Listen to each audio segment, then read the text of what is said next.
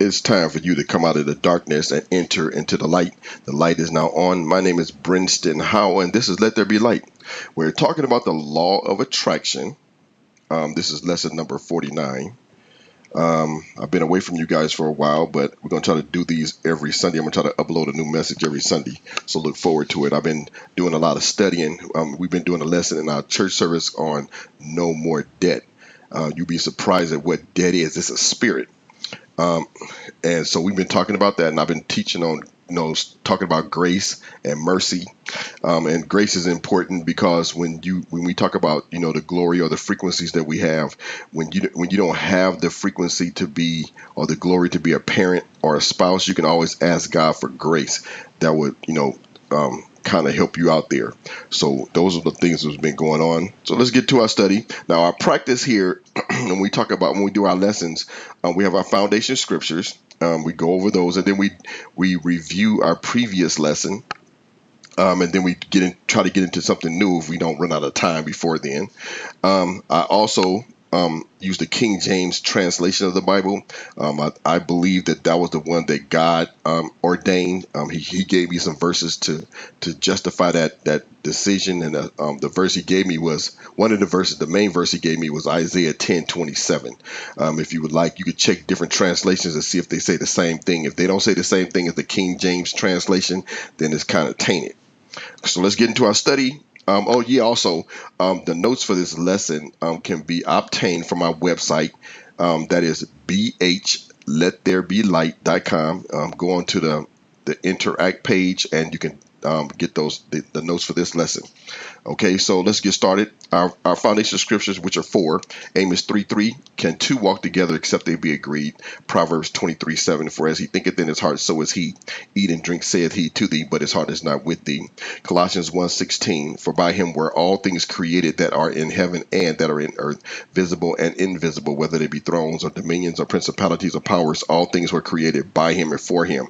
And then we have John 3:12, if I told you earthly things and ye believe not, how shall ye believe if I tell you heavenly things? Now, these four verses are very important because they're the foundation to our interpretation of the law of attraction. When it says, how can two walk together except they agree? So whenever you walk with something, the word walk means to live with. So anything that's in your life or comes into your life, you agree with it. Didn't say you had to like it, but you agree with it. As he thinketh in his heart, so is he. Whatever you think about is what you speak about, and whatever you speak about, that will be what you attract.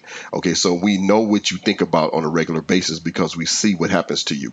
What this does is it puts the responsibility of what happens to a person in their hands.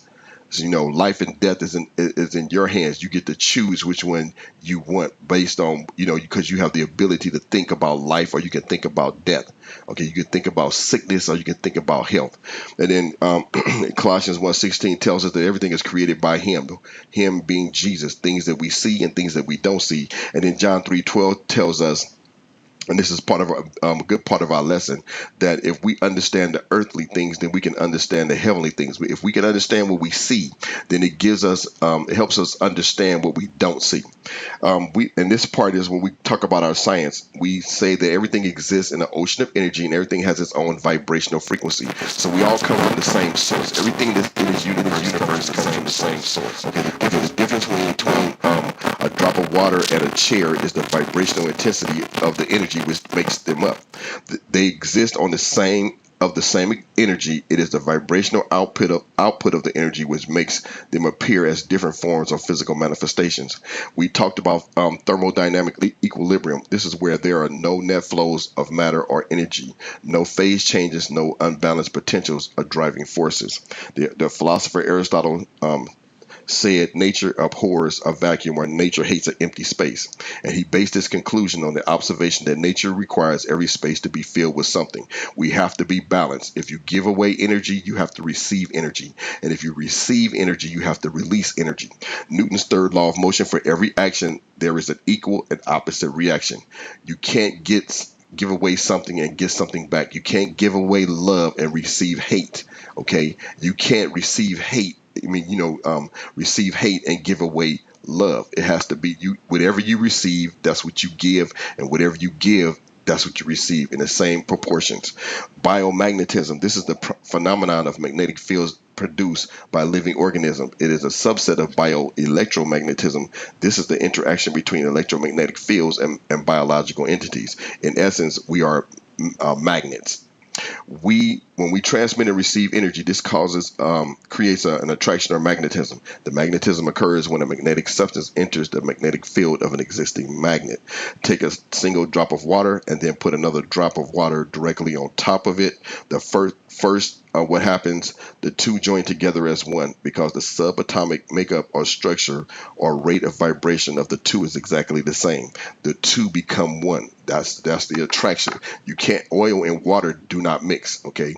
You have to be on the same frequency. When you're on the same frequency, we all come from the same substance, but we all have different frequencies. And when you have the same identical frequency as something else, you become one with it.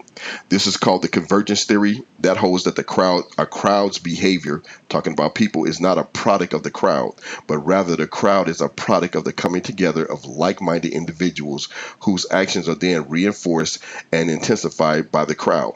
See, the important part here is like-minded. The people on the same frequency. People come together because they think alike, okay? The researchers at Leeds Universities performed a series of experiments where volunteers were told to randomly walk around a large room without talking to each other. A select few were then given more detailed instructions on where to walk. The scientists discovered that people end up blindly following one or two people who appear to know where they're going. Like-minded individuals, the one or two people who knew where they were going, their frequencies attracted those people who didn't know where they were going. Okay, they were looking for someone to lead them. Everything that manifests itself in our life matches the vibration from our thoughts and words. Our subconscious mind picks up on our thoughts and beliefs and goes out and creates situations that correspond to our thoughts and beliefs. Other people pick up on our energy on the subconscious level. They're not consciously aware of our energy, but they just develop a feeling about us based on our energy. If we have negative energy, we will attract negative people and negative situations. At the same time, we will repel people and positive people and positive situations. If you are an angry person, you will encounter many angry people. We also talked about priming, Priming. This is a non-conscious form of human memory concerned with perceptual identification of words and objects. Priming can also refer to a technique used to train a person's memory in both positive and negative ways. Now, this is important because priming is kind of like the scientific way of saying faith. Faith is what you think and say, with your beliefs, okay? And we see the world the way we think, okay? People that are poor see a world that's full of poverty and lack. People that are wealthy see abundance. People that are sick see sickness and disease, and people that are healthy see health all over the place. So whatever you are, that's what you see. Your reality is your thoughts. Okay, so everybody, there's 7 billion people in this world, and there's 7 billion realities. Okay, no one sees the world exactly the same. Okay, so we need to understand that, because if you understand priming, your perceptual identification, then you understand why people believe what they believe. What you believe does not mean it's true. It just means that that's the way your world and your reality is. So in order for you to change your reality, you have to change your perceptual identification. See, give you an example financially. See, you can either increase or you can save. Now, the results may seem the same, but they have a different effect on you, okay? Because when you're saving something, you may save some money. People in the financial world, they tell people to do that. Why don't you save money so you can pay off your bills and blah, blah, blah. What they're doing is they're telling you to sacrifice. Okay, they're not teaching you to increase. See, if the world was beneficial to you, they would teach you how to increase so that you could receive more money, so that you could pay off your bills and do the things that you like. What they tell you to do is save money. Okay, so give up the vacations, give up the dinners, the going out to the restaurants and going to the movies. Give up all of that stuff, okay, so that you can have more money in the bank, or so that you can pay off your bills. Okay, you get the same results, but the way that makes you feel is different. One brings pleasure and joy, and the other brings sacrifice and pain. Okay, that's perceptual identification. Now, in my notes, I have a little chart on frequencies that give us an idea of what that our body does produce frequencies. Remember, we're from the same source, energy, but we all have different frequencies. In this chart, it says the body is produces 62 to 78 megahertz. A cold and a flu, those bacteria and viruses, they produce 57 to 60. Diseases are 58, being receptive to cancer, 42, and death is at 25. So when you're on these frequencies, this is what happens. See, colds and flu, the frequencies are always out there. See, this, people say it's flu season. The flu is always out there. The bacteria is always alive. It's not like it's dormant and then it comes out at certain times of the year. It's always out there. The thing is, this is why there's no such thing as being contagious. People tell you that, but that's not true. You have to be on the same frequency as the whatever that virus or bacteria is. When you're on that frequency, then you become one with it, just like the two water drops. Okay, when your frequency becomes low, goes low, and it gets down into 58 megahertz, then that's when diseases come upon you. When you're around 57 to 60, that's when you catch a cold or when you get the flu. But if you stay above 60, you'll never get sick. That's why some people say, man, they never get sick, right? Because their frequency is never that low. See, so if being contagious was true, then everyone would catch it. But see, everyone doesn't get sick. Okay, I don't take flu shots. Okay, I don't believe in putting that frequency in my body to lower my frequency so I get sick. Some other frequencies, science tells us the brain sends out frequencies. Actually, our body, every organ in your body is producing a frequency. So you actually look at your body as being an orchestra playing music. And when it's in harmony, the music is beautiful. When it's out of harmony, that's when sickness and disease comes up. The music is bad. The brain produces waves, the beta waves. That's when we're in a state of awake. Alpha waves when we're in a state of relaxation or what you call meditation. The theta waves is when we're asleep in a dream state, and then delta is like when you're in a coma.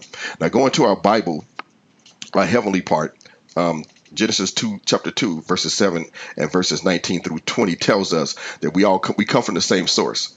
Okay, then it says, and the Lord God formed man of the dust of the ground, and out of the ground the Lord God formed every beast of the field and every fowl of the air. See, we come from the same source. That's why science thinks that we evolved from one animal to another, because we're similar, right? Because we came from the same source. We all came from dirt. The only differences, and there's minor differences, and that's the frequency. I was just looking at something just recently saying that primates and humans have 99% the same DNA, exactly because we came from the same dust of the earth. The difference is the frequency. That 1% difference tells the dirt what to do. One frequency tells the dirt to be a primate. The other frequency tells the dirt to be a human. Okay, John 1:4 says, in the beginning was the Word, and the Word was with God, and the Word was God. Okay, a word is a vibration. When you add a vibration to energy, you create a manifestation or a form. Okay, Psalms 33:6, by the word of the Lord were the heavens made, and all the host of them by the breath of his mouth. Words, John 1:14. The word was made flesh and dwelt among us. See, this is vibrations. Words are vibration. Science confirms this when they say that in the beginning was the Big Bang. Well, a bang is a vibration. Words are vibrations. In the beginning was the word. In the beginning was the bang. In the beginning was the vibration. Excuse me. 1 Corinthians 15:38. And God giveth it a body as it has pleased him, and to every seed his own body. He gave every piece of energy a vibration, its own frequency. All flesh is not the same flesh, but there is one kind of flesh of men, another flesh of beasts, another of fishes, and another of birds. There are also celestial bodies and bodies terrestrial. But the glory, or what I like to say, the frequency of the celestial is one, and the glory of the terrestrial is another. There is one glory of the sun, another glory of the moon, another glory of the stars. For one star differs from another star in glory. So the only difference in us is our glory or our frequency. Psalms 82:6 says, and I have said, ye are gods, and all of you are children of the Most High. Now, we all come from the same source. Everything that's created produces a frequency. It transmits a frequency, but not everything that's created receives a frequency. Non-living can only transmit. They cannot receive. Only living can transmit and receive. Okay. So then when you transmit, that means that things can be attracted to you, but it cannot be attracted to it. Okay, so you can be attracted to a rock, but a rock cannot be attracted to you. Now, living things can transmit and receive, which means things can be attracted to them. They can draw things to them, and then they can be drawn to things. Okay, living things, mosquitoes, animals, plants, they transmit frequencies and they receive frequencies. So they can have things, they can transmit and have things attracted to them, and they can receive and they can be attracted to things. Now, the difference between humans and other other living things is that he says, "Ye are gods." We have the ability to choose. Okay, we can change our frequency. We can be vegetarians, or we can eat meat. Okay, we could do both, or we could just do one or the other. Animals do not choose. We call their frequencies instincts. Okay, birds migrate. Okay, they migrate from one part of the world to another part. That's their instincts. They're doing that because of the frequencies that they've been given by God.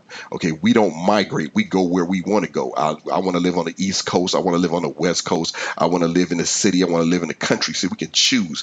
Ye are gods. We have the ability to choose. Deuteronomy 30:19 tells us, "I call heaven and earth to record this day against you, that I have set before you life and death, blessing and cursing. Therefore choose life, that both thou and thy seed may live." We even have the ability to choose whether we live or not. I know man has told you that we don't have that. We don't know when we're going to die. Well, see, that's a lie. Perceptual identification. Okay, they believe that we don't have a choice. Well, the Bible says we do have a choice.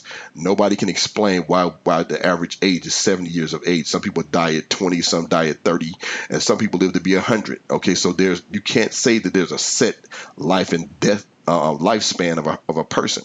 Man does not know why we die, because the body regenerates itself all the time. I think it's every 6 months you have a new body. The cells regenerate. So if it regenerates, why does it die? Man can't explain it. It's based on choice. Romans 12:3 says, "God has dealt to every man the measure of faith." He has given all of us the same amount of energy. No person comes into this world with an advantage. The only difference is your frequency. The difference is your frequency. And the only difference in us when we come into the world is the words that we hear from our parents and our friends. Okay, wealthy children hear wealthy words. Poor children hear poor words, but they both come in on an equal plane. And that way you can always change your life. You're God's. A poor child can become rich, and a rich child can become poor. A child who's born into a family full of sickness and disease can change his circumstances and become healthy by changing the words that he hears. Romans 12:5 says, "So we, being many, are one body in Christ, and everyone one members one of another, having then gifts differing according to the grace that is given to us. Whether prophesy, let us prophesy according to the proportion of faith."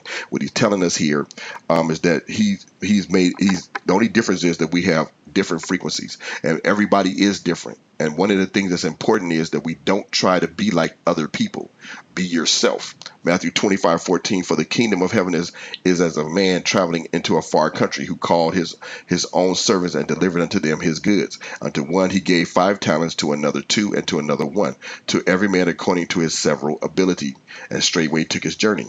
What he's saying here is that he's giving people different talents. I like to put them using this parable here. I like to put people in these 3 categories. You're either a 5, a 2, or a 1. Now, there are different 5s, and there's different 2s, and there's different 1s. But the 3 main categories are 5, 2s, and 1s. And what happens is society tries to make all of us the same thing. It wants everybody to be a 7. Okay, it tells us we all have to get married. We all have to have 2 kids. We all have to buy 1 dog or a cat and get 2 cars, put our kids through college. See, that's society telling us how to live instead of us living by the frequencies that God gave us. God has made us different. Okay, Proverbs 14:12 says, "There is a way which seemeth right to a man, but the end thereof are the ways of death. Even in laughter, the heart is sorrowful." See, what he's telling us here is that people live phony lives. You're trying to live a life that's not the one that God designed for you. You're living a fake life. God wanted you to be a teacher, and you're trying to be a lawyer. God wanted you to be a minister, but you wanted to be a doctor. Okay, so we need to find out what our frequency is, the glory that God gave us. 2 Corinthians 5:12, "For we commend not ourselves again unto you, but give you occasion to glory on our behalf, that ye may have somewhat to answer them which glory in appearance and not in heart. See, it says there's people out there who glory. Okay, they try to change their frequency based on appearance. They're more concerned about what it look like instead of who they are. So, okay, them which glory in appearance and not in heart. So your heart is where God put your frequencies. Galatians 5:26, let us not be desirous of vainglory, provoking one another, envying one another. See, when you're outside of what God called you, and I like to put them in two categories, and we can really talk about this in a second. It's called desires and wants. What God wants you to be is your desire. What you see other people doing and you're copying them is called wants. Okay, like they say, one of the old saying, being trying to be like the Joneses. You're trying to be like your next door neighbor instead of being who you are. You're trying to be who they are. 2 Corinthians 10:12, for we dare not make ourselves of the number or compare ourselves with some that commend themselves, but they measure themselves by themselves, and comparing themselves among themselves are not wise. It is not wise to compare yourself to someone else. Okay, that's not wise, because your glory is different from someone else's glory. Psalms 37:4, delight thyself also in the Lord, and he shall give thee the desires of thine heart. Commit thy way unto the Lord. Trust also in him, and he shall bring it to pass. See, God is telling us our goal is to live in the desires that he gave us. Not Psalms 23:1, when it says, the Lord is my shepherd, I shall not want. See, I don't want to live in my wants. I want to live in my desires. Okay. If God desired for you to be a husband or be married, then you get married. He may not have desired you to be married. So society, when it tells you you ought to get married, if that's not your desire, then don't get married, because then marriage becomes a want. When you get into those situations, Ecclesiastes 5:10 tells us, he that loveth silver shall not be satisfied with silver, nor he that loveth abundance with increase. This is also vanity. See, when you get into your wants, you'll never be satisfied. That's why basically what you become is an addiction. And there are different, all types of addictions. People's careers become their addiction because they're looking for some type of satisfaction in that occupation, and they never get it. It's like a bottomless pit. Okay, it's like having a glass with no bottom. You're constantly pouring and it's never getting filled. And that's how people live their lives. And it's torment. Jeremiah 9:23, thus saith the Lord, let not the wise man glory in their wisdom, neither let the mighty man glory in his might, let not the rich man glory in his riches. The principle here is that your riches, your wisdom, and your strength is in your glory. See, when you get in your glory, in your desires, you'll look wise, you'll look strong, and you'll be rich. The money is not in the profession. The money is in the glory. Okay, that's why when you try to be like someone else, I'm going to be a lawyer because this guy has a nice car and a nice house. I'm going to be a lawyer because that's where the money is. The money is not in the profession. The money is in the glory. That's why you have successful lawyers and you have unsuccessful lawyers. You have lawyers who are prosperous, and you have lawyers who are in debt. Why? Because the ones who are in debt, they're doing it because of vainglory. 1 Corinthians 7:6 talks about marriage. This is Paul talking to the Corinthians. And the reason why we put marriage in here is because society teaches everyone to get married. You know, most societies, tribes, countries around the world, they teach their people to get married. But that's not what God said. He said, Paul says in 1 Corinthians 7:6, but I speak this by permission and not by commandment. For I would that all men were even as myself. See, a lot of times when people teach us stuff, they're teaching you what they would do. Let's repeat this. In verse 7, it says, for I would that all men were even as I myself, but every man has his proper gift of God, one after this manner and another after that. Now, the word proper means private. Now, remember, when we're talking about the Bible, we don't want to interpret the Bible. We want to translate. A lot of people interpret the Bible. And so you see the world the way you are. Perceptual identification. Okay, so you see the word, you see words the way you want to see words. Proper gift. Now the word, if you translate, then you can see what he really meant, not what I mean, but what he meant. The word proper here means private. He says, but every man has his private gift of God. See, my gifts are different from yours. In verse 8, I say therefore to the unmarried and widows, it is good for them if they abide even as I, but if they cannot contain, let them marry, for it is better to marry than to burn. What he's saying here is marriage is a gift. God didn't give everybody the gift of marriage.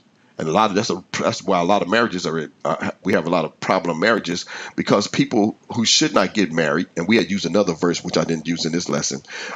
They're eunuchs, which means they don't desire to have sex, and sex is a part of marriage. It's not exclusive to marriage, but it's a part of marriage. It's what the Bible calls a token of the covenant. So if you don't want to have sex with someone, then you're gonna have a problem in the marriage. Okay. Now, what this does is leads us to magnetism. Proverbs 4:23. Keep thy heart with all diligence, for out of it are the issues of life. What is telling us that all our issues, the things that we attract, are in our heart. Luke 11:35. Take heed, therefore, that the light which is in thee be not darkness. If thy whole body therefore be full of light, having no part dark, the whole shall be full of light, as when the bright shining of a candle doeth giveth thee light. What he's telling us here, that we radiate. Okay, we illuminate. The energy that's come from you is it's an illumination. Like take the picture of a candle that's lit. The light that illuminates from the candle, that's the energy that comes from you, and it illuminates the darkness. Okay, your energy is illuminating the universe, and it's whatever you are. If you're angry, then you're illuminating anger. If you're happy, then you're illuminating happiness. If you're poor, then you're illuminating poorness. Okay, if you're sick, you're illuminating sickness, and that's the attraction. That's the magnetism. It's your glory is illuminating, and it's attracting things to you, and that it starts in your heart. As a man thinketh, so is he. And the issues of life, whatever you have in your heart, that's what you're going to attract into your life. John 1:14 says, but every man is tempted when he is drawn away of his own lust and enticed. So you're drawn to things. You're drawn to people's illumination. Okay, you're drawn to them because of what's illuminating in your heart. You will be drawn to the illumination of another person's heart. John 12:32, and if I be lifted up from the earth, will draw all men unto me. This is Jesus talking. He says, I would draw all men to me. See, you draw people to you. You see, when a person is robbed, or a person is in love, if you have love in your heart, you would draw people that want to be loved. If you have anger in your heart, you will attract people who want anger in their lives. Matthew 15:8. This people draweth nigh unto me with their mouth, and honoreth me with their lips, but their heart is far from me. The way that we draw to people is by the words that we speak. People draw nigh, or draw near unto me with their mouth. Your conversation. Okay. Ecclesiastes 8:4 says, where the word of a king is, there is power, and who may say unto him, what doest thou? See, the illumination, the power, the glory that you have, the frequency that you're on. See, the power is in your words. The energy is in the words that you speak. And it says, who may say unto him, what doest thou? Can nobody control your life but you? The words that you speak will be the things that you attract. If you don't like something, then change what you say. We don't blame people for what goes on in our life. Things come into our life. See, then this is the one thing about the law of attraction that people don't like, is that you are responsible, whether positive or negative. You are responsible. Life and death is in your control. If someone dies, it's because they were thinking about death. If someone lives, it's because they were thinking life. Okay, so we're responsible for that. The Bible says we're destroyed for the lack of knowledge. A person may not know that they're in control, but they are in control. Deuteronomy 8:18 says, but thou shalt remember the Lord thy God, for it is he that giveth thee power to get wealth. Okay, get wealth. How do you get wealth? How does wealth come? How do people have wealth? You get it. Okay, how do you get wealth? Because you attract it to you. It's what you illuminate from you. If you're illuminating prosperity, then prosperity will come to you. Okay, the issues of life are in your heart. Matthew 12:34. O generation of vipers, how can ye, being evil, speak good things? For out of the abundance of the heart, the mouth speaketh. See, what you have in your heart, that's what you're going to say. That's why if you want to know how a person really is, just listen to them on a regular basis, because the abundance of words in their heart is going to come out of their mouth. The issues of their life are going to come out. If they talk about sickness and disease all the time, if they're complaining and always blaming people and all this that's what's in their heart. It says a good man out of the good treasure of the heart brings forth good things. Evil men bring out of the evil treasure, bring forth evil things. Now, this is not talking about good and bad. There's no such thing in the Bible as good and bad. Remember, we translate, not interpret. Okay, the translation here, good means things that are for you. The evil means things that are against you. An evil spirit is a spirit that's against you. A good spirit is a spirit that's for you. Okay. Demons are evil spirits. Why? Because they're bad? No, because they're against you. Okay, they're not trying to help you out. They're trying to hurt you. So that's why the Bible calls them evil spirits. They're evil because they are against you. They don't go to the store and buy beer and smoke cigarettes. Okay, that's what we call bad things. Spirits don't do bad things. They're either for you or against you. So when the things that come out of your heart, the things that come out of your heart are either for you or they're against you. So if you have good treasure, things that are for you, your desires, then good things will come to you. But if you have evil in your heart, a heart full of wants. You look at somebody else, they live in a house, you want a house like theirs, you want a car like theirs, you want a marriage like theirs, you want kids like them. See, that's evil because that's not for you, that's for them. And a lot of people living wants instead of desires. Job 3:25. These are a couple of examples. It says that Job said, "For the thing which I greatly feared, the thing I thought about the most, is come upon me. I drew it to me, and that which I was afraid of is come unto me." See, Job was a good guy. We like to think, or we've been taught perceptual identification again, priming, that bad things can happen to good people. Well, Job was a good guy. He said, "That which I feared, greatly feared." That means he thought about it all the time. Has come upon me. And Job was a good guy because in Job 1:1 it says, "There was a man in the land of Uz whose name was Job. And that man was a perfect and upright and one that feared God and ensued evil." Job was a good guy. But bad things happened to him because he feared things. He thought about negative things. He thought about evil things, and evil things came upon him.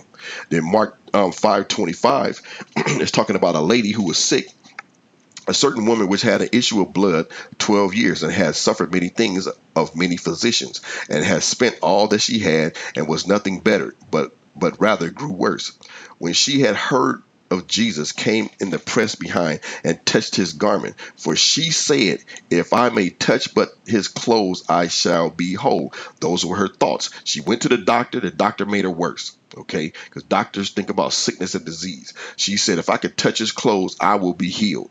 In verse 29, and straightway the fountain of her blood was dried up, and she felt in her body that she was healed of that plague. And Jesus, immediately knowing in himself that virtue or power or energy had gone out of him, turned him about in the press and said, "Who touched my clothes?" And the disciples said unto him, "Thou seest the multitude thronging thee, and sayest thou, Who touched me?" See, the situation was Jesus was in a crowd. People were touching him, and nothing happened to anyone except this one woman. She was on the same frequency as Jesus. He was a healer. She wanted to be healed. When she touched him, the power came out of him and went into her. See, this is what the Bible talks about, laying on of hands. People call it faith healing. See, when you have a person who believes in healing and they touch someone who has a desire to be healed, you exchange in energy. Okay, you exchange in glory. Jesus was a healer. He had the energy in him to heal people. Okay, that woman wanted to be healed. All she did was get on his frequency. Everybody else touched him. See, that's why people say, "Why don't God help so and so?" Because you don't want to be helped. You didn't say, "If I could just touch his clothes." You want somebody to force the energy on you instead of you accepting the energy and allowing it to come to you. You are a magnet. Matthew 18:19 says, "Again, I say unto you that if two of you shall agree on earth as touching anything that they shall ask, it shall be done for them of my Father which is in heaven." Whatever you agree with, okay, you will become one with it. If you agree with sickness and disease, you will be sick. If you agree with prosperity, you will be prosperous. It's you have to agree with it. As a man thinketh in his heart, so is he. How can two walk together except they be agreed? You have to agree with health. You have to agree with prosperity. Okay, God is not, you can't pray and ask God to give you prosperity. You have to agree with it. You can't pray and ask God to heal you. You have to agree with it. So that's why people get mad at God. They blame God. Where was God when my daughter died? My mother got sick and I prayed and she didn't get healed. You have to agree with healing. God's not going to throw healing on you. He said, if two of you shall agree on earth. Apparently they did not agree. Can't get mad at God. That's what, because God said, "You choose. Ye are gods." You have a choice. The reason why they died because no one taught them. They had the choice. Destroyed for the lack of knowledge, not destroyed because God didn't want to help. God makes you responsible, because then if you're responsible, you can't blame him. Now, when we do this magnetism causes us to be one. Genesis 11:5 tells us, and the Lord came down to see the city and the tower which the children of men builded. And the Lord said, behold, the people is one. They become one. How do you become one? And they have all one language. And this they begin to do, and now nothing will be restrained from them, which they have imagined to do. Go to, let us go down, and there confound their language, that they may not understand one another's speech. Now, the three principles here in this verse I want to say is that you become one with whatever you talk about. Like when you want a house, house is $1 million. The language of the house, remember, it transmits. It cannot receive, but it transmits. Okay, the size of the house is a language. Okay, how many floors it has, how many stories is a language. The price of the house is a language. House is $1 million, 5 bedrooms. I need a 6-bedroom house, and I'm not paying $1 million. You and that house don't agree. You cannot become one with that house because your language is not the same. See, when you want to separate from something, you have to change what you talk about. See, you agree with sickness and disease because you talk his language. Oh, it's flu season. Well, where'd you hear that from? The animals, I never heard a bird say it's flu season. I never heard a dog say it's flu season. Only people do that because we have the ability to choose. And you've been listening to false teachers tell you that there's a season for sickness and disease, and you believe it. That's your perceptual identification. As a man thinketh in his heart, so is he. That's why it's important to pay attention to who you listen to. He says, nothing will be restrained from them which they have imagined to do. God is telling you nothing is impossible to you. Okay, you have limitations because you let people tell you not to put all your eggs in one basket. See, people do that out of envy and jealousy. They don't want to see you succeed, so they'll tell you now. I mean, of course, they don't see what you see. You want to, like, I know a young man that wants to be a dancer. Well, if a person wants to be a doctor, they're going to tell him that being a dancer is not a good choice, right? Because you want to be a doctor. Of course, you don't see dancing as a successful occupation because you don't have the glory to be a dancer. See, that's why we don't listen to people. The Bible calls that ungodly counseling. Don't let people tell you what to do. You have your own private gifts. If you want to know about your gifts, talk to God. Now, Matthew 10:11 tells us, and into whatsoever city or town ye enter, shall enter, inquire who it is worthy, or who agrees, and thereby till ye go thence. And when ye come into a house, salute it. Talk to the house. If the house be worthy or agrees, let your peace be upon it. But if it be not worthy, does not agree, let your peace return to you. And whosoever shall not receive you nor hear your words when ye depart. Okay, what it's telling you is that when you talk, your words are going out looking to see who is worthy. Your words are saying what kind of house is worthy or agrees with you. It's going out to say what kind of restaurants agree with you, what kind of people agree with you. Okay, your words, that's called your peace. The Bible calls that your peace. When you talk, you're releasing your peace. You're releasing your energy. You're releasing your glory. You're releasing your power. Okay, and your words are going out looking for agreement where two agree. Okay, so whatever you're talking about, your words are going out looking for agreement. Matthew 6:2. Therefore, when thou doest thine alms, do not sound a trumpet before thee, as the hypocrites do in the synagogues and in the streets, that they may have glory of men. Verily I say unto you, they have their reward. What we see in here in these next couple of verses is that we desire the glory of men. We want that energy. Remember, thermodynamic equilibrium. That means that we are containers of energy, and other people are containers of energy. And when we release energy, we give that energy. We desire the energy of other people. Okay, that's why we like to talk and have conversations. That's why we like to listen to people. That's why we listen to songs, because we want that energy. We like to exchange energy. We seek the glory of other men. John 7:18 says, he that speaketh of himself seeketh his own glory. If you can't receive glory from another person, you will start speaking to yourself. That's why you see people talking to themselves. He that speaketh of himself seeks his own glory. And that's good to do when you want to change who you are. You change your conversation. You start telling people who you are. I am healthy. I don't get sick anymore. I am healthy. I am wealthy and I'm rich. What are you doing? You're seeking that glory, the energy that makes you, that you were looking for that frequency, the energy that makes a person wealthy and healthy.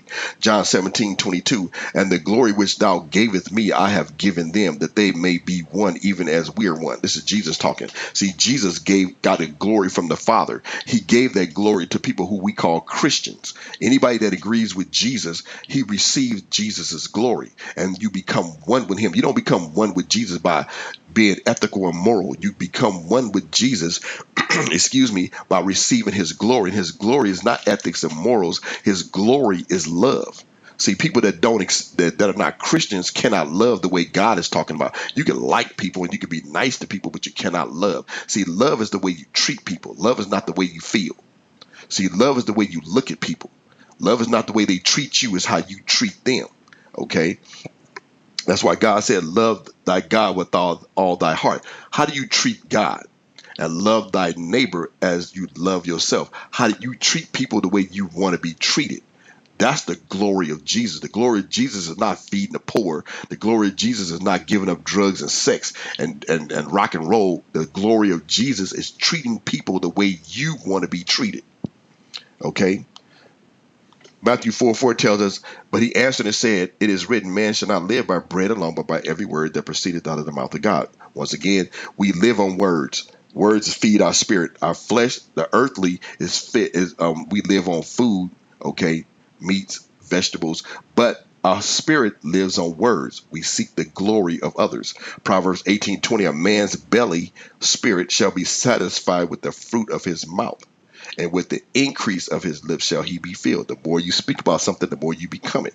Proverbs 10:21, the lips of the righteous feed many. Okay, so you feed people with your mouth, the words that you speak. That's why gossipers like to gossip, and you like listening to that stuff. You're feeding yourself that gossip. Then John 15:7, if ye abide in me and my words abide or live in you, ye shall ask what ye will, and it shall be done unto you. So whatever words live in you, that's what you speak about. Of the abundance of the heart, the mouth speak, and that's what's done for you. Oh, it's a recession. Okay, that's what lives in you. That's what you talk about. That's what you will be in. Oh, I'm retiring at 65. Then we're about to die. You've been trained to die at 70. Okay, you say it. You believe it, it goes into your heart. You start talking about it. I can't wait till I retire. I need my 401k. That stuff sound good, but when you start to start focusing on 401ks, what you're doing is you're preparing to die. I don't think about retirement. I don't have a retirement plan because I don't plan on going anywhere. If I'm wrong, I'm just wrong. But I don't plan on going anywhere, so I'm not thinking about retirement. Proverbs 18:14 says, the spirit of a man will sustain his infirmity. Your spirit will continue your condition. Okay, whatever condition you're in, that's what you're going to stay in, unless you changed what your spirit is eating. Time is very important. Matthew 6:21 tells us, for where your treasure is, there will your heart be also. Treasure translated means time. Whatever you spend your time doing, that's where your heart will be. What's in your heart? The issues of life. So if you spend your time in front of the television, that's what will be in your heart, and that's what will be in your life. If you spend your time with your family, that's what glory does. Glory causes you to spend time with what God wants you to spend time with. If he gives you the glory to be married, then you can spend time with your spouse. If he gives you glory to be a parent, you spend time with your children. See, that's why a lot of people feel neglected. You're married to them, but you don't spend time with them. You're a parent, but you don't spend time with your kids. You may have the glory to be a parent, but you only have the glory for 2 children. You have 3. Well, one child's going to feel neglected because you don't spend any time. You think you are because you're tired. Yeah, because you only have enough energy for 2 people. Well, you got 3. Okay, you didn't have a desire for 3 kids. You wanted 3 kids. You wanted a boy and a girl. Okay, that's what you want. So now you got it. 2, you like the boy, but you don't have time for the girl. She feels neglected. Okay, we seek the glory of others. That girl's going to go out and find glory from someone else. Why is she always going out there doing it? I told her to stop doing that. You don't have the glory for your child. Your child is going to seek the glory from someone else. Unless you ask God for grace. Okay, what we talked about earlier, got to get that grace. Ecclesiastes 9:11, it says, but time and chance happeneth to them all. See, everybody has time and chance, time and opportunity to do whatever you want to do. You're God's. You can choose. You can spend time trying to live, or you can spend time trying to die. Okay, you have time and chance to live or die. You have time and chance to be healthy or sick. You have time and chance to be wealthy or poor. Ecclesiastes 8:6, because to every purpose there is time and judgment. Therefore, the misery of man is great upon him. Every purpose in the world is based on time and judgment, or time and chance. Everything. There's nothing in this world where time and chance is not part of it. It's an equation. Cause and effect. The effect is $1 million house. What is the cause of the $1 million house? Time and chance. Okay. What is the effect? The salary, the wages is $2 million a year. That's the effect. What is the cause? The cause is time and chance. Okay. Time and chance is the equation to every answer. Now to change. I skipped over a couple of verses on the notes, so if you look at the notes and you're listening to this lesson, I jumped a couple of them because I was going to give a couple of examples on time, things that are important, but I want to go to change. Ecclesiastes 11:10 says, "Therefore remove sorrow from thy heart and put away evil from thy flesh." So you have to get rid of the wants and start going to the desires. The reason why you're not where you want to be is because you're chasing your wants. So our goal is to get rid of the wants and seek our desires. So we have to remove the sorrow from our heart, the issues of life. Okay, I really want to be a doctor. I don't want to be a teacher. Okay, then seek being a doctor. No matter what anybody tells you that you don't have enough money, you can't go to college. Time and chance. 1 Corinthians 5:6, your glorying is not good. Know ye not that a little leaven leaveneth the whole lump? Purge out therefore the old leaven. You have to get rid of the old you. This is the most difficult part to the law of attraction, is change. People don't like the change. You have a perceptual identification of something. You have to change that perception. Okay. You have a financial perception. You have a health perception. You have a male perception. You have a female perception. You have a society perception. In order for you to change, you got to change that perception. You have to get rid of all of what you are. Okay, you can't get rid of some of it. Excuse me. You have to get rid of all sickness and disease, thoughts of sickness and disease in you. Purge out, therefore, the old leaven. A little leaven leaveneth the whole lump. You can't have a little sickness and disease thoughts. That's why Mark 11:23 says, "Say unto this mountain, be thou removed and be thou cast into the sea, and doubt not in your heart." See, people try to speak to mountains, but they still have doubt. He says, doubt not. That means you have to be 100% speaking to the mountain. You can't doubt that the mountain is not going to move. If you're 99% sure and 1% not sure, you in trouble. It says, doubt not. It didn't say little doubt. It says, doubt not. So then you have to get rid of the old you. Proverbs 15:13, a merry heart make a cheerful countenance, but a sorrow heart, the spirit is broken. When you're in your wants, your heart is broken. Okay, James 3:13 tells us how to make these decisions. It talks about wisdom, the wisdom from above and the wisdom from below. I'm not going to read the verse because I'm just going to go through it because it's kind of long. The wisdom from below, when we make these kind of decisions, this is how we decide on things. It says that the this wisdom descendeth not from above. It is earthly, sensual, and devilish. What that means is earthly means you're making decisions based on your past experiences. Okay, or you're making a decision based on how you feel. Okay, you don't feel like doing something, so you don't do it. Not because you basing it on I don't think I can make it. And then devilish means you're influenced by the thoughts of others. Other people are telling you that they don't think that's a good idea. See, that's the wisdom that comes from below. Now there's other wisdom that comes from above. It says it's first pure, then peaceable, gentle, easily to be entreated, full of mercy and good fruits, without partiality and without hypocrisy. Now, in my notes, I give the explanation of these words or these phrases. Now, pure does not mean holy and righteous. It means you're free from earthly, sensual, and devilish wisdom. Okay, you got to be free from that. Then it's peaceable. That means it matures. You allow yourself to grow up. Gentle and easily to be entreated means you have patience. Full of mercy and good fruits means the reason why you're making this decision is to be a blessing to others. The reason why you want to be a husband is because you want to be able to bless a woman, not have her bear your children and take care of your house. She's not your servant, okay? If you have a glory to be married, if you got the glory to be married, the purpose of a marriage is for a man to bless his wife, and the purpose of the wife is to bless her husband. Okay, not bring home the bacon and pay for all the bills and take care of you. Okay, you're looking for a provider. God is your provider, not a man. Okay, a woman is you want children because you want to bless those kids, not have a kid, continue your heritage in your family, and you want a son to carry your name and all that. See, people got all kind of perceptual identification.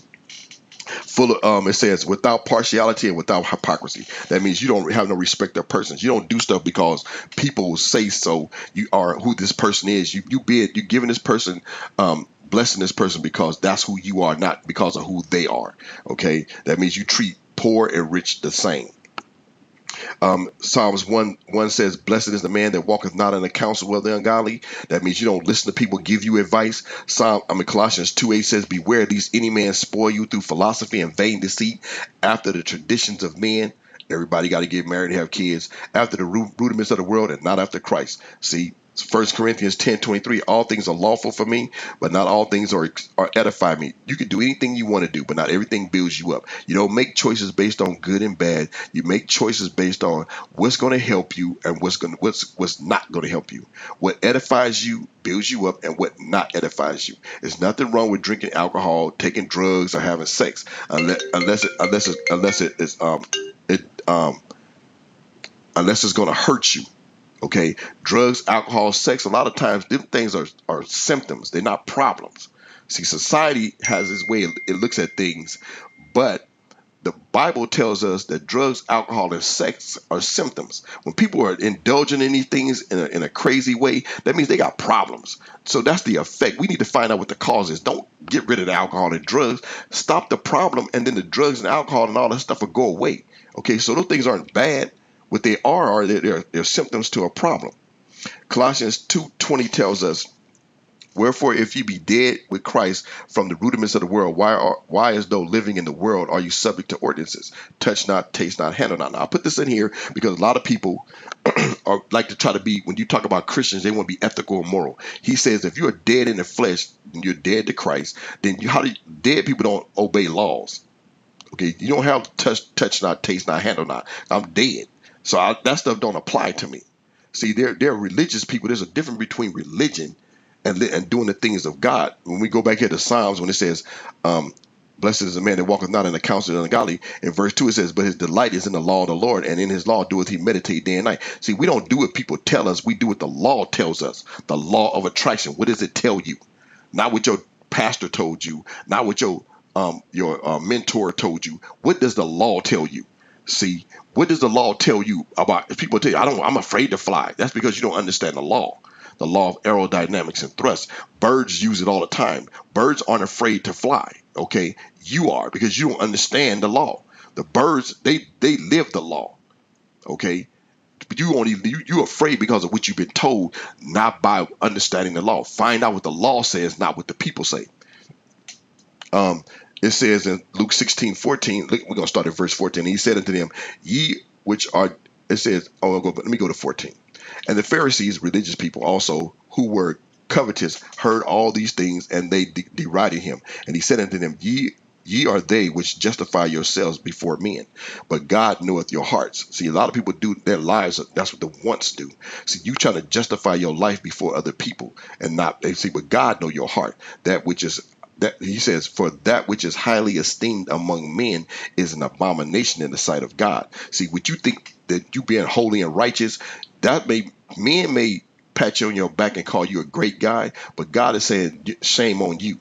Shame on you for having those kids. I didn't ask you to have those kids. See, those kids belong to somebody else, and you doing it because you want to look like a good father instead of doing what God called you to do. Okay, Ecclesiastes 4:4 says, "I consider all travail, every right work, for that this a man is envied of his neighbor." People will envy you because of the things that you do. Now, in the process, I want to jump to the process because I haven't gotten to it for the last couple of lessons, but we're going to talk about the process. And remember, you can go to the notes and look and get ahead of the game. Habakkuk chapter 2 says, "And the Lord answered me and said, Write the vision and make it plain upon the tables, that he may run that readeth it." See, you got to have a vision of what you want to do, and it has to be plain. It can't be, well, just in case this don't work. That's why people say you shouldn't put all your eggs in one basket. That means the vision is not plain. You put all your eggs in one basket because you are sure about what you want. Okay. You cannot be restrained if your vision is clear. The reason why you don't have what you want because your vision is not, you don't know what you want to be. Okay. If Ephesians 3:20 says, now unto him that is able to do exceeding abundantly above all that we ask or think, according to the power that worketh in us. The power that's in you can do whatever you can think up. Remember, you're only restrained by your imagination. That's why you don't let other people determine what you imagine. Okay, don't let other people determine your imagination. All you need is time and chance. Romans 12:2 says, be not conformed to this world. Don't do what society tells you to do, but be ye transformed by the renewing of your mind, that you may prove what is that good and acceptable and the perfect will of God. See, you renew your mind. You only can be transformed by changing what you think. Okay, Colossians 3:10, it says, put on the new man. What is the new man? This is which is renewed in knowledge, after the image of him that created him. See, you have to renew yourself with knowledge. That's what we talk about at the end of every lesson. Paying for knowledge. Understand, remember, you don't listen to counsel of people. You listen to the law. What does the law say? Go to Galatians chapter 6, verse 6. It says, he who is taught communicates to him who teaches. That is a law. The Bible is talking about sowing and reaping in that chapter. It says God will not be mocked. A man will reap what he sows. What do you sow? Okay. When you sow into a person's life, knowledge, you want to sow knowledge into a person's life, they are to compensate you financially. That is a law. If you want to gain knowledge in something, you have to pay for it. Okay. You want to know, you don't, not educated. There's a difference between being educated and gaining knowledge. Okay, you go to school to be educated at being a doctor. You find you a life coach, a minister to give you the knowledge of the law that you can apply to being a doctor that cause you to be wise, strong, and rich. Okay, if you don't have the law of God to apply to the education, you're going to struggle. You cannot get it for free. That's why the Bible says, seeing you cannot see and hearing you cannot hear. Why? Because you didn't pay for it. All you're going to do is that they call that inspiration. That's why a lot of people that listen to these messages, and I know some of you that are listening to me now, I'm not the first person you listen to. You have not gotten it. All you've been is inspired by all these people buying books, buying CDs. That's why I don't sell them. See, I can make money off of people by selling books and CDs. So all you got to do is say law of attraction, 5 steps to the law of attraction, be prosperous and rich. And people will buy it and you won't learn nothing because y'all bought that stuff and haven't learned anything yet because you don't get it by inspirational products. You get it by finding someone to teach you. Okay, it has to be personal. You cannot do it buying a book and reading because all I'm gonna do is tell you what I did. I'm not teaching you what to do. I'm not teaching you the law. And that's why you're inspired, but you're not getting any knowledge. Okay, so if you want someone, and the way you do that is by paying for it. Once you start to give money to someone to teach you, that knowledge from that person will come out of them. Remember, like attract like. See, you're getting inspiration. Inspiration is free. Okay, but when you want knowledge, you have to pay for it. Him who is taught has to communicate to him who teaches. The thoughts that we think about the most are processed by the conscious mind, which then creates an electrochemical reaction in the brain. We're talking science again. These reactions, vibrations, open neural pathways for the vibration to travel through the brain. As they travel, they are activating additional brain cells, which create an intensified electrochemical reaction and vibration.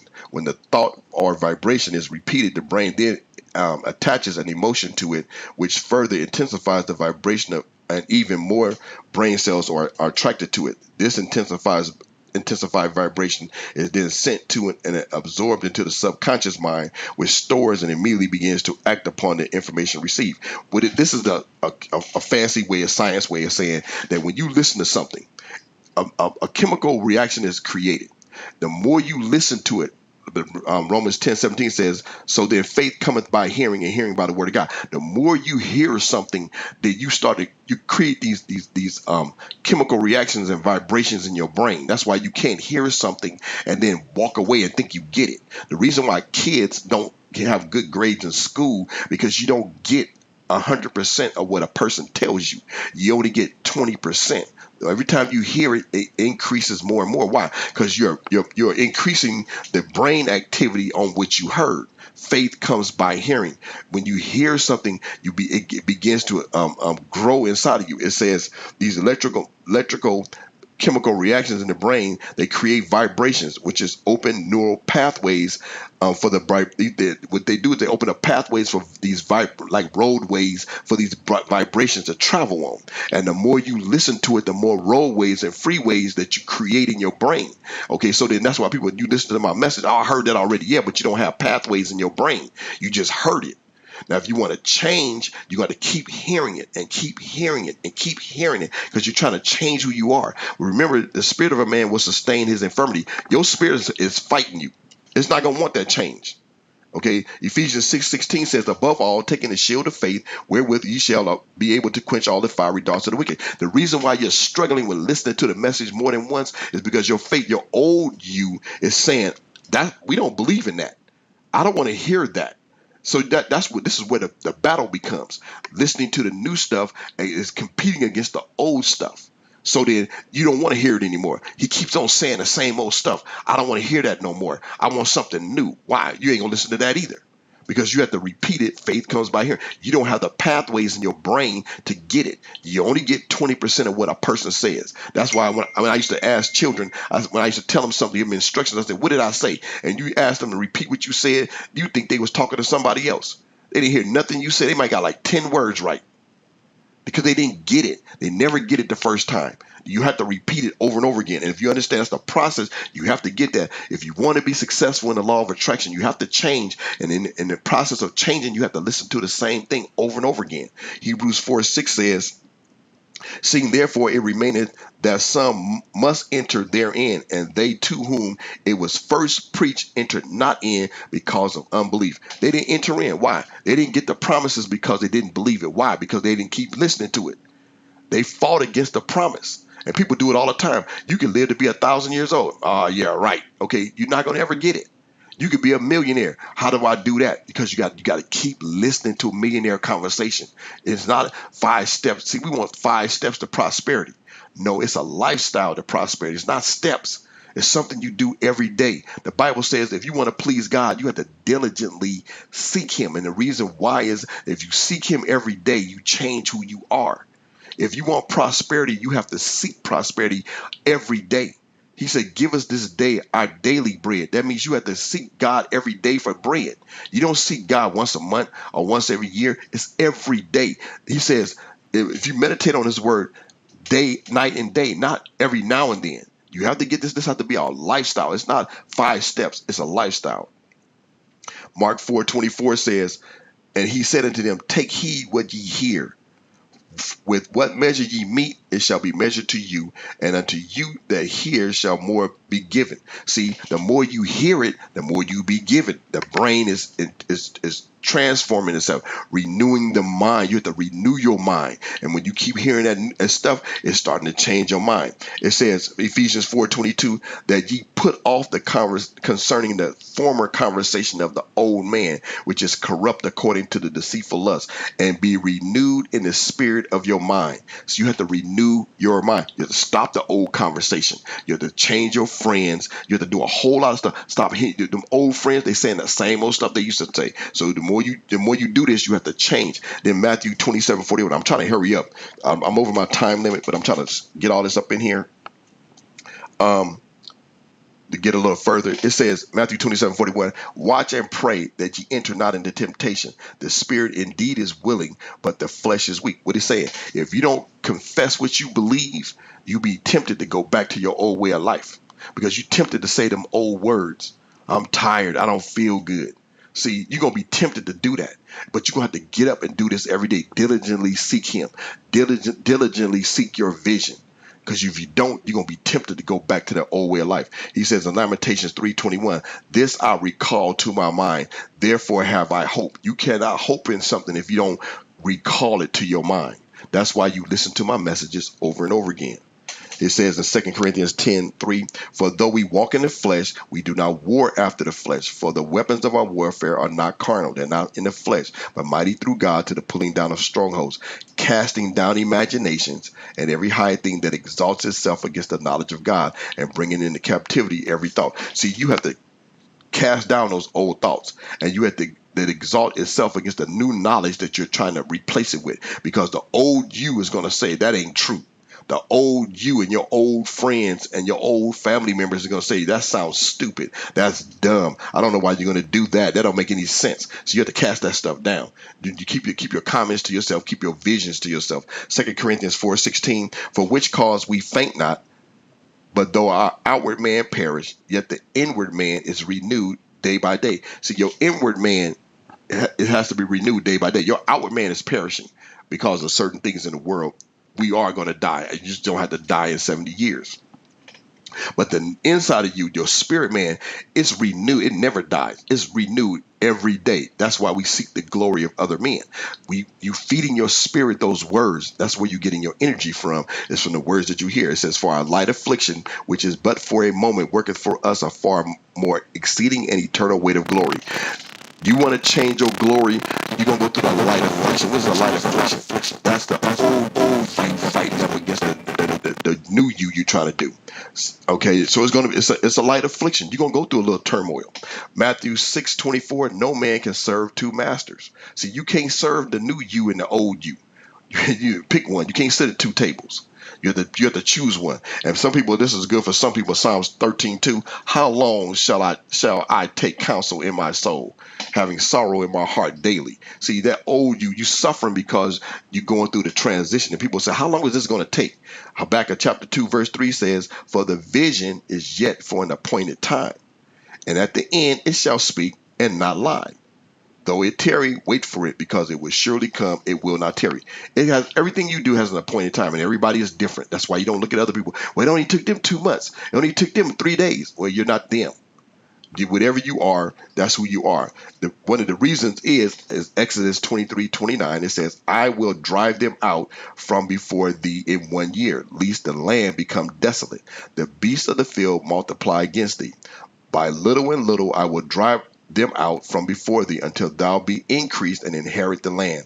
And I will set thy bounds from the Red Sea even unto the sea of the Philistines. What God is saying here is, it's little by little. And the reason is because he wants you to increase in the land, not just throw you in there. It's like throwing making a 5-year-old kid president of the United States.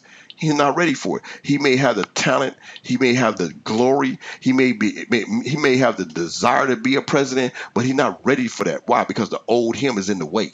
See, a lot of times this stuff takes a while because the old you has to be purged. And how long it takes is how long you willing to purge, how diligent you are in purging the old you to get the new you. Some of y'all goof around for 6 months, like when I tell you to pay for knowledge. If you ain't paid for knowledge yet, you haven't even gotten the knowledge to get the vision. You got the vision, you haven't got the knowledge to add to it. It's going to take a while. Until you start finding, you haven't done the first steps. You have to pay for the knowledge. The knowledge causes you the vision to get clearer and get the fine tune that vision. That's what knowledge does. You haven't even paid for knowledge. Of course, it's going to take you a long time. You ain't put seed in the ground yet. How you going to get an apple tree and you ain't put the seed in the ground? You haven't even decided that's what you would do. So that old you is afraid to do that. Now, there's a verse in here that I wanted to use. You know what? I'm at 107. I'm going to do this. This is my last verse on this lesson. And I'm probably going to change the lesson after this. I'm going to put my new lesson, which is going to be no more debt. Okay. That may be the next lesson, because this is the last verses of the law of attraction. It's Mark chapter 4, verse 10. And it says, and when he was alone and they were about him, the 12 asked him the parable. And he said unto them, unto you it is given to know the mystery or the secret to the kingdom of God. But unto them that are without, all these things are done in parables. See, this is what God is saying. The laws of God are in parables. Okay. It's only certain people gonna know the secret to the kingdom. He says that seeing they may see and not perceive, and hearing they may hear and not understand, lest at any time they should be converted and their sins should be forgiven them. See, if you don't pay for knowledge, you will see and not perceive, you will hear and not understand. See, because everything in the world is everything, all these laws are in parables, and you're not going to get it. That's why you're spending all your money buying CDs and stuff, and you're not doing what you're supposed to do. And he said unto them, know ye not this parable, and how then will you know all parables? He said, if you understand this parable, you'll understand all the laws in the Bible. This is the law of attraction. This is how the thing work. Okay. It says, the sower soweth the word, and these are they by the wayside where the word is sown. But when they have heard, Satan cometh immediately and taketh away the word that was sown in their hearts. That when you see, this is what I call, this is what the world calls the 80-20 rule. What it's talking about in these verses is four types of hearts. Okay, the first one is, these are people in the world, and some of y'all fall in this category. You'll notice that out of these four categories, three of them don't receive anything. Only one group receives. The first one is a person who hears a word and doesn't respond to it. Why? Because the words were stolen. So you need to hear it again. The word, he says, Satan cometh immediately and taketh away the word that was sown in their hearts. You don't get it. So then you don't listen to it anymore. And this goes on with everything. People do it in the classroom. They do it on jobs. That some people just don't get it. Why? Because they don't let the seed get into their heart. And these are they likewise where are sown, which are sown on stony ground, who, when they have heard the word, immediately receive it with gladness, and have no root in themselves, and so endure but for a time. After it, when affliction and persecution arises for the word's sake, immediately they are offended. Okay, so what happens to the second group? They believe what you're saying, okay, but they don't take time to do it. I heard that already. I don't want to hear it anymore. So you don't have any roots. Remember those the vibrations, those chemical reactions in the brain. You don't let that stuff take root, so that when the situation comes, when the knowledge is needed, you don't have it. Okay, so you don't know what to do. So you quit because you get the pressure of the change is too much. So you quit because you didn't allow the thing to take root in you. So you don't produce anything. You got the one who didn't receive it. You have the next one who quit because he won't be diligent in what he's doing. And then the next one, it says, and these are they which are sown among thorns, such as hear the word, and the cares of the world, and the deceitfulness of riches, and the lust of other things enter in, choke the word, and it becometh unfruitful. This next group of people are people that let people distract them. You taking advice from other people. They start telling you what to do. They start seeing your success a little bit, and they start, well, they want to be a part of it. Let me help you out. Let me show you what I would do if I was in this situation. Give you what they call godly or goodly advice. Okay, so what they doing is the things of the world starts interfering with what you were trying to do, and you don't produce. In the 80-20 rule, 80% of the population are losers. They don't produce anything. That's why they think that we're running out of stuff. 80% of the world is living on 20% of the resources. Okay, that's why they think that the world is coming to an end. That's why all these religions and denominations think the world is coming to an end, because give you an example. You got 10 people in a room. Okay, that 8% 8 people in that room is eating only 20% of the food, and then you got 2 people eating 80% of the food. That's why when you look at the wealthy people in the world, it's only 1 or 2% of the world. Why? Because most people are not. Most of them are not going to do what it takes to change and beat this. Okay, they just not going to do it. They're not going to hear it. They're not going to receive what is being said. They don't want to change. Then the other ones, they don't want to be diligent and work hard and get into this and do what it takes. And they're going to follow all the steps and do everything you're supposed to do. And then others are going to get distracted. They're going to fall off because you're going to let other people get in your way and let you talk you out of what you're doing. Only 20% of the people actually do what they're supposed to do. And out of that 20%, it says, these are they which are sown on good ground, such as hear the word, receive it, and bring forth fruit, some 30-fold, some 60, some 100. Even in the people who receive it and benefit from it, not all of them get 100%. It says some 30, some 60, some 100. Why? Because people let other things get in the way. You have to be determined. You have to be diligent. You have to really want this. I know just by this law right here that everybody that listens to my message on SoundCloud, you ain't going to get it. There's people that listen to me one time and never come back. There's people who listen to me, but then they don't feel like putting in the work to do it. They say, well, I thought he's going to show me the magic phrase, money thou art loose, come to me now, and they make money come to me. That's what you wanted. You didn't know you had to be diligent. See, I could have sold you tapes and stuff and CDs. And see, when I tell you that I need to be your life coach, oh, I don't want you being my life coach. I just want you to tell me the secrets so I can just do this. See, you lazy. You're not going to get it. I'm not even talking to you because you're never going to get it. And then you got people that's distracted. There's people that listen to me and you've been listening to me and you be listening to me, but you never come to my church service. And you don't have to come to my church service. I can still be your life coach, but you have to communicate with me. You have to support my ministry. You have to pay for me giving you knowledge. I know you have questions. You need to send me emails and stuff and ask me questions about certain things, and you will start to prosper in this thing. And it don't cost much. You could send $1. It didn't say how much. You just have to pay for it. I have a price what I have in my heart, but I don't tell people because I believe that I'm gonna attract those people who are willing to pay my price. So if you haven't been paying, that means me and you don't agree. You don't want to pay the price that I'm charging for my knowledge. See, I believe in the law of attraction. I will attract certain people that really, because that means that you really want what I want to teach.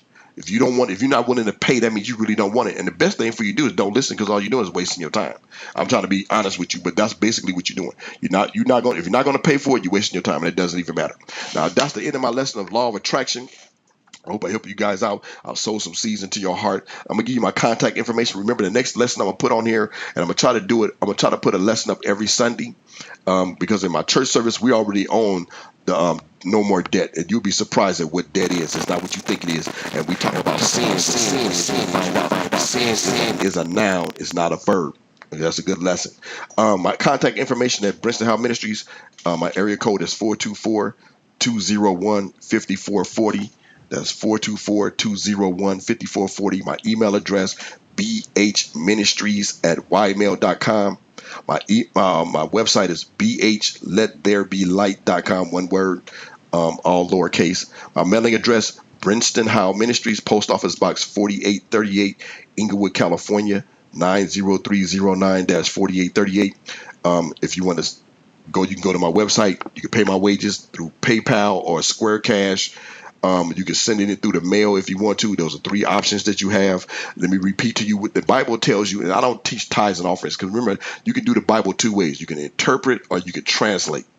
And when we talk about finances and stuff, the Bible does not tell the church to pay tithes and offerings. I know ministers teach that. That's interpretation. That's not translating. The Bible, you can't find nowhere in the New Testament where Jesus even told anybody to pay tithes and offerings.